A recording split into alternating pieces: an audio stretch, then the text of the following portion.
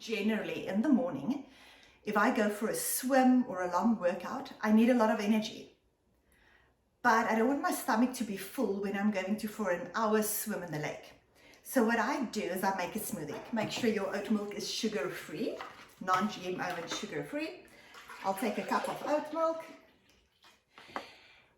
If your doctor has ever told you to be careful with sugar, if you're on the paleo diet, if you're cutting back on sugar, if you're not going to go for a workout, you might want to choose berries. It has less sugar, but full of antioxidants and phytonutrients. So you might want to choose berries. Organic, gluten-free, steel-cut oats.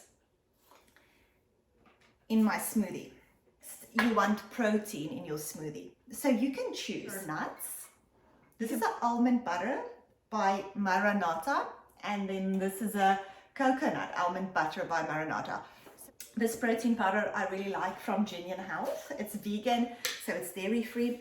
So I'll put a scoop of protein powder in to make sure that you're still getting enough fats in. Good fats help to lower your cholesterol. It helps to keep your stomach full. It prevents sugar cravings during the day. It keeps your blood sugar stable. It oils all your joints. Flaxseed or chia seeds. So this is a white chia seed from Prana, and this is a brown chia seed. So I'm going to go with flax seeds to add some fat to my smoothie. And that's it. Simple as that. And voila, my smoothie is good to go. So this I would typically have before my workout. And here's my oats on the go.